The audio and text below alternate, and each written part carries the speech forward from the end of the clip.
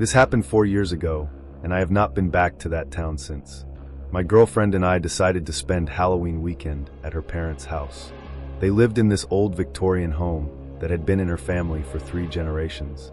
I'd only been there once before, years earlier, and I remembered how massive and quiet it was.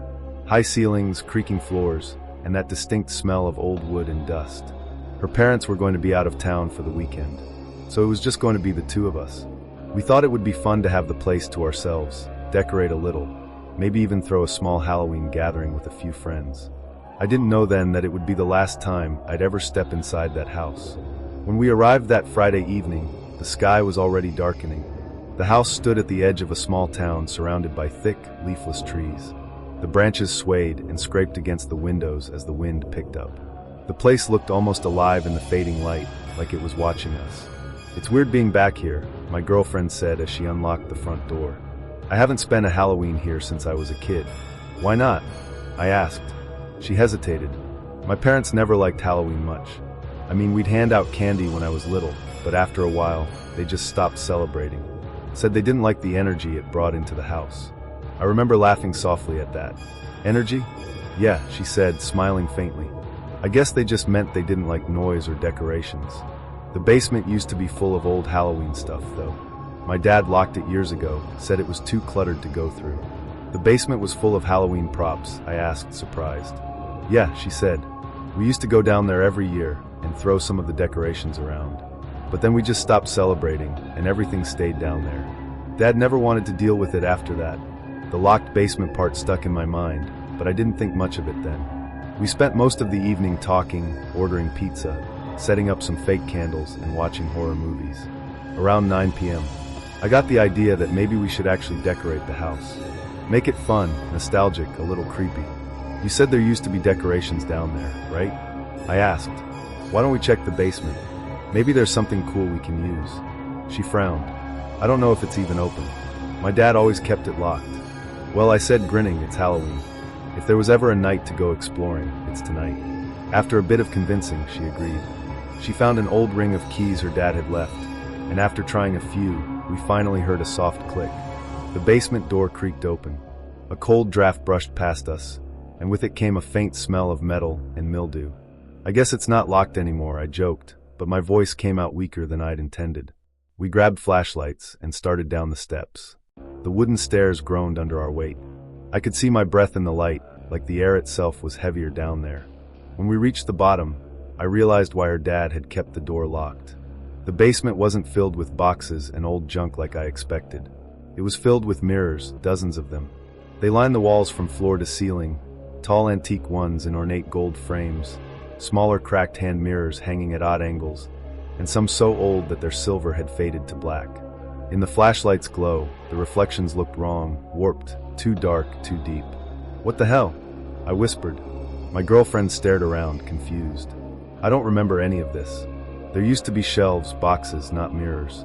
She stepped closer to one of the larger mirrors, wiping a layer of dust off with her sleeve. Her reflection flickered for a moment, like the image lagged behind her movement, but she didn't seem to notice. Then I saw something. In the mirror beside her, just over her shoulder, there was a figure. A man. Standing completely still, I spun around. Nothing. Just empty space and shadows. But when I looked back, he was still there, in the mirror, hanging, his head tilted unnaturally to one side. "Do you see that?" I whispered. She glanced at me. "See what?"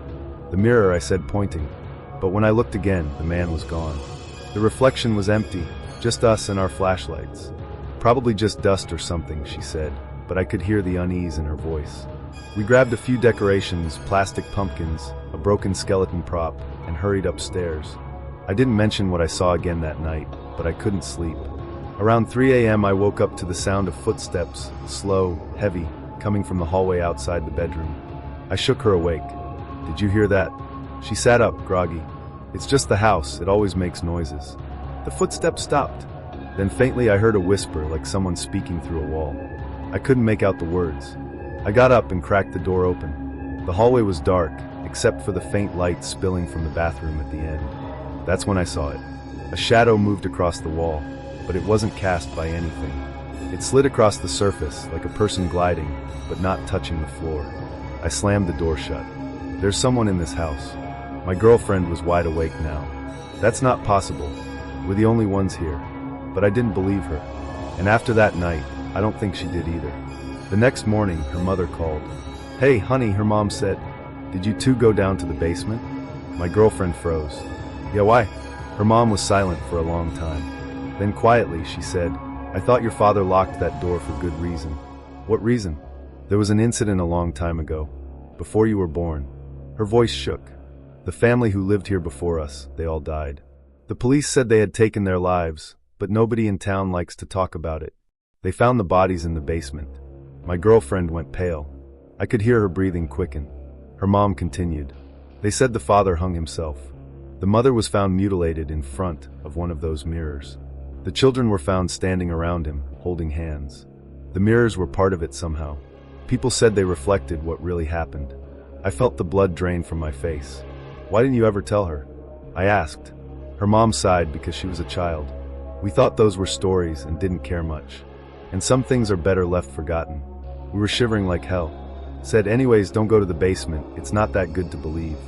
We immediately packed our stuff and left within an hour. I didn't even look back at the house, but it didn't end there. Weeks later, my girlfriend started acting strange. She'd catch her reflection doing things she didn't do, smiling when she wasn't, moving a split second too late. One night, I found her in the bathroom, standing in front of the mirror. Her hand pressed flat against the glass. "He's here," she whispered. "He wants to come through." After that, I took her to a hospital. She's still there now, slowly recovering. The doctors call it trauma-induced psychosis, but I know it's more than that. I stopped going to that town. I can't even drive past it without feeling sick. But sometimes, when I brush my teeth or catch my reflection in a window, I see something flicker behind me. A shadow, a shape. And every time I wonder, what if the mirror is remembering me too? I know it doesn't seem real, but it happened for real. This happened 2 years ago, and I still do not go near that road. I refuse to go anywhere near it. My wife and I had just started dating. We were both 26 years old, living in different cities, trying to make the long-distance thing work out between us. My wife suggested that we meet halfway for a Halloween weekend. We would rent a house, invite some friends, have a proper Halloween party. We would make it. I thought that it was a great idea. I was really excited about it. We found this listing online. A Victorian mansion in rural upstate New York, for bedrooms on 40 acres of woodland. Looked absolutely beautiful in the pictures. The price was reasonable for a weekend rental. We booked it immediately without hesitation. My wife invited 2 of her friends.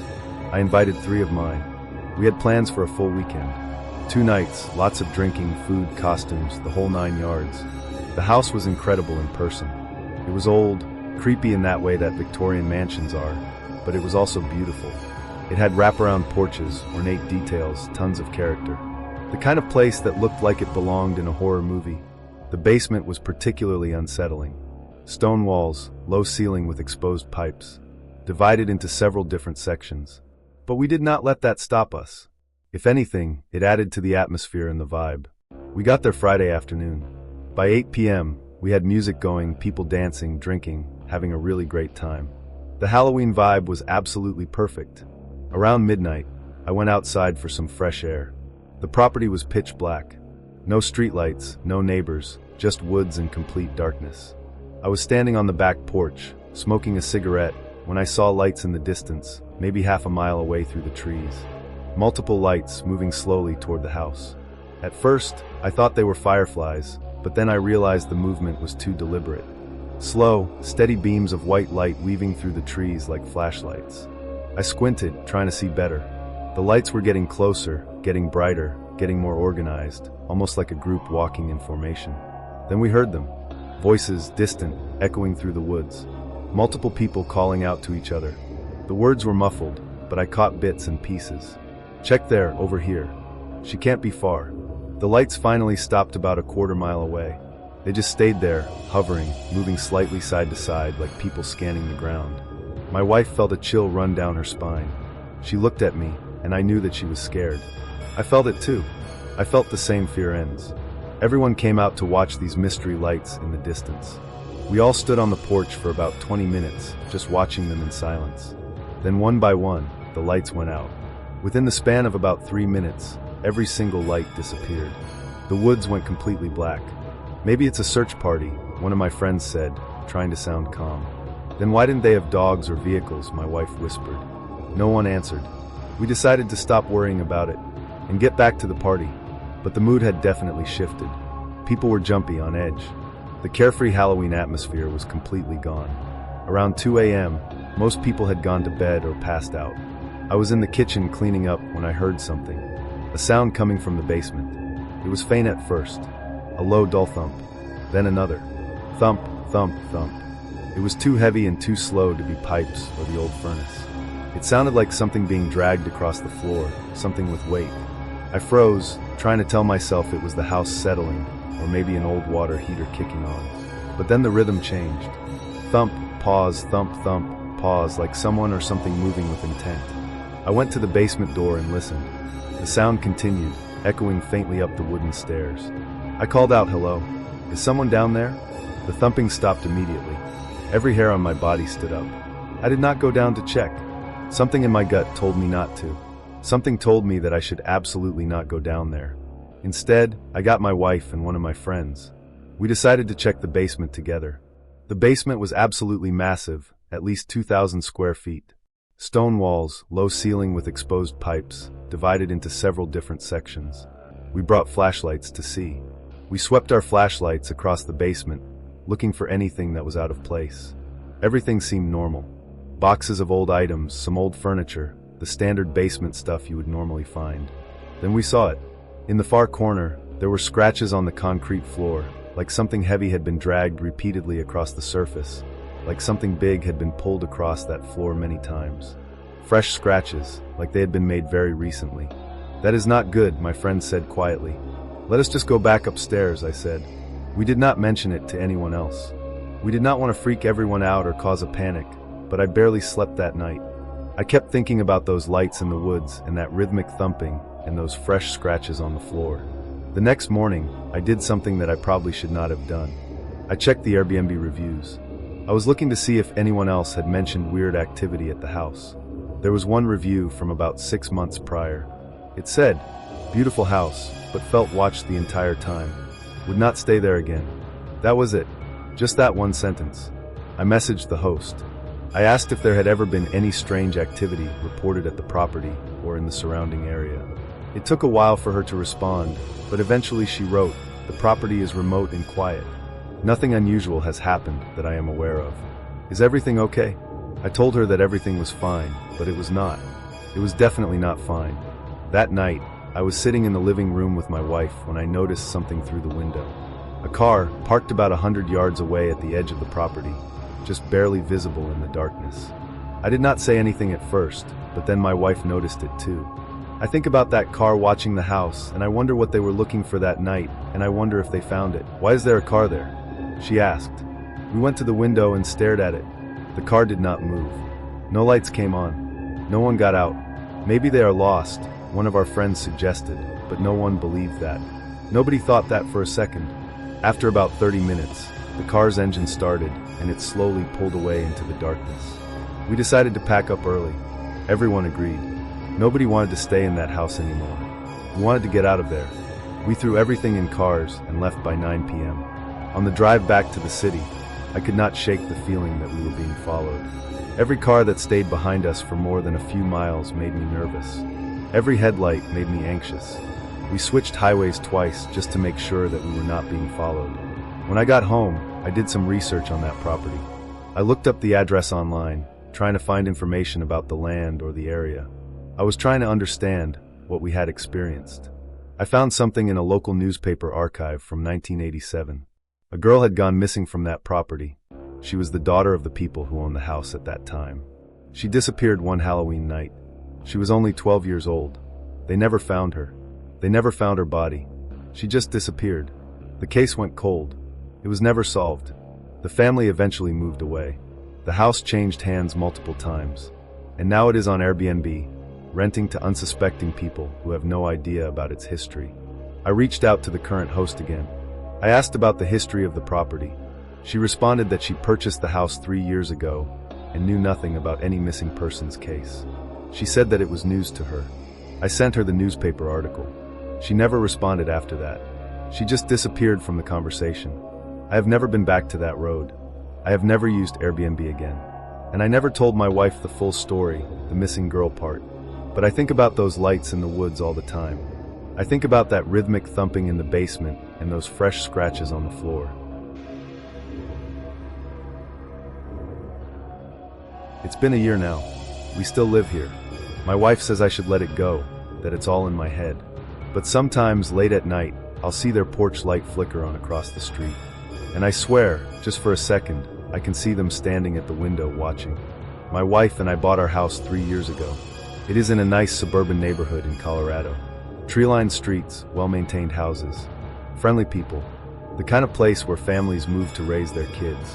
Everything was normal for the first couple of years. We met our neighbors, we decorated the house, we settled into our new life together. Then last October rolled around, and everything changed. I'm not really into Halloween. I am an adult with no kids, so I do not get trick-or-treaters. I usually just work late, come home, and avoid the whole holiday. But my wife is different. She absolutely loves Halloween. She wanted to decorate the house, throw a party, do the whole thing. Come on, it will be fun, she kept saying. We finally own a house. We should celebrate Halloween in it. I eventually relented. I gave in. We bought some decorations, a few inflatable pumpkins, some lights, some fake spider webs. Nothing crazy, just enough to participate. We did not throw a big party, but we invited a few neighbors over for drinks and snacks on Halloween night. It was a small, casual thing, maybe 12 people total. During the party, I was talking to my neighbor who lived 2 doors down. She was nice, always friendly when we saw her in the driveway. "Your decorations are cute," she said. "Thanks," I said. "My wife wanted to do it up this year." "Well, be careful," she said, lowering her voice. "This neighborhood has a weird history." "Weird how?" I asked. "Nothing major," she said. "Just there have been some strange things over the years. People disappearing. Not from our street specifically, but from the neighborhood. A few unsolved crimes. Nothing that makes the news anymore. But longtime residents remember." I laughed nervously. "That is a bit dark for Halloween party conversation." "I am sorry," she said. "I should not have brought it up. I am just saying, be aware of your surroundings. Keep your doors locked. Do not leave valuables visible, that kind of thing." I did not think much of it at the time, but after the party ended and everyone left, I mentioned it to my wife. "Weird history." She said, "Like what?" "I do not know. She just made it sound like there was some weird stuff that happened years ago." "Every neighborhood has weird stories," my wife said. "People love drama." I let it go. But then a few days later, I started noticing something. My neighbors across the street were acting very strangely. There was a family of 4 living in the house directly across from us. I had seen them a few times, but we had never really talked. The father, the mother, and 2 teenagers. They seemed normal from what I could tell. But after that Halloween party, I started noticing their behavior. They would stand in their front window and watch the street for hours. Not doing anything, just watching. And whenever I came outside to check the mail, to water the plants, whatever, I could feel them looking at me. I could feel their eyes on me. I mentioned it to my wife. She noticed it too. "They're always watching," she said one morning. "I saw the dad staring at our house this morning. He looked away when he saw me looking at him." "That is creepy," I said, but I tried to brush it off. Surely I was being paranoid. Surely I was just being crazy. Then I started noticing other things. Someone was taking our trash cans out to the curb before collection day. Our garbage cans would be moved from the side of the house to the curb, sometimes days before trash day. I would move them back, and then a few days later, they would be out again. At first, I thought maybe my wife was doing it and forgetting, but she swore that she was not. Then I realized that small items were disappearing from our front porch. We would leave packages there to be picked up, and they would be gone in the morning. Not stolen by a delivery service, just gone, completely vanished. I called the police about the porch theft. An officer came out, took a report, and suggested that we install security cameras. They did not think it was a major crime issue. "People steal packages all the time," they said. "It happens constantly." But I did not think it was just package theft. I thought that someone was testing us, seeing what they could take, seeing if we would notice. I installed security cameras, and that is when I really started to understand the problem. The footage showed my neighbors, specifically the father from across the street. Almost every single night, he was approaching our house. Sometimes he would just stand in our driveway, looking at the house. Sometimes he would pick things up off our porch, not stealing them, just examining them like he was studying them. Sometimes he would try our door handles, testing to see if they were locked. I showed the footage to my wife. She was absolutely horrified. "We need to call the police," she said immediately. But I was hesitant. The footage showed him on our property, but it did not show him actually doing anything illegal. He was not breaking in. He was just prowling. He was just watching. "He is obviously planning something," my wife said. "We need to report him." So we did. Police came out again. We showed them the footage. The officers seemed concerned, but they said that they could not make an arrest based on that alone. However, they said that they would talk to him. They said that they would increase patrols in the neighborhood. The next day my neighbor came over. He was very polite, very courteous. He apologized for trespassing. He said that he was sorry if he scared us. He explained that he suffered from insomnia and sometimes took walks at night. He said that he did not realize that our cameras were capturing him on our property. He said that it would not happen again. I invited him in for a beer. My wife could not believe it. She was absolutely screaming internally, but I seemed satisfied with the explanation. We talked for a while, and he left on good terms. "That was weird," my wife said after he left. "What was weird about it?" I asked. He explained everything. He probably was just dealing with insomnia, but my wife's gut told her that something was wrong. Something was deeply, fundamentally wrong with that family across the street. Over the next month, the prowling stopped. The neighbor was not coming near our house anymore. The feeling of being watched went away. I thought that the problem had been solved. I thought that it was over. Then I found out that my neighbor, the one who had warned me about the neighborhood's weird history, had gone missing. She disappeared between leaving work and getting home. Her car was found empty on the side of the highway. She was never found. She just vanished. The police investigated. They suspected foul play, but without a body or any clear suspects, the case went nowhere. She was officially listed as a missing person. I was shocked. I was absolutely stunned. I immediately told my wife about her disappearance and asked if she thought that there was a connection. "Connection to what?" she asked. "To the weird neighborhood history, to the neighbors that were watching us, to all of it." "That is a huge leap," my wife said. "She probably just had an accident or was a victim of random violence. It has nothing to do with the neighbors." But I was not convinced. Something told me that there was a connection. I looked into the neighborhood history more carefully. I found newspaper articles about 3 people who had gone missing from the vicinity over the past 15 years. All of them had lived within a few blocks of my current house. All of them had disappeared without a trace. I looked at the addresses of their houses. They formed a rough circle. And at the center of that circle was the house across the street.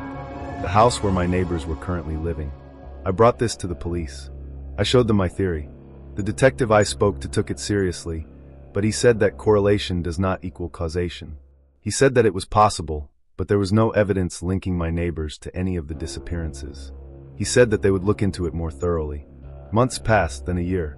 My neighbors across the street continued to live there. My wife and I carried on with our lives, but I never stopped watching them. And they never stopped watching us, though more subtly now, more carefully. I still live in that house. My wife and I have built a life here. We have made peace with it mostly. But every October when Halloween approaches, I get anxious.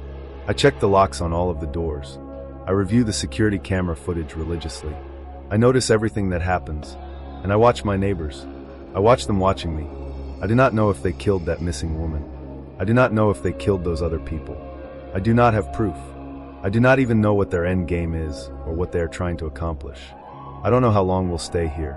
The house still feels like home most days. But then there are times when I catch myself staring at the windows across the street, wondering who's really watching whom. The uncertainty weighs on me. There's no proof, no way to be sure. But something in my gut tells me I'm right to keep watching. I just don't know what will happen next. I don't know if the police will ever figure it out. I don't know if those people across the street are capable of something far worse than prowling at night. But I can't shake the feeling that sooner or later something will happen. And when it does, I hope I'm ready for it. And that uncertainty, that inability to prove anything, that inability to escape might be the most frightening thing of all.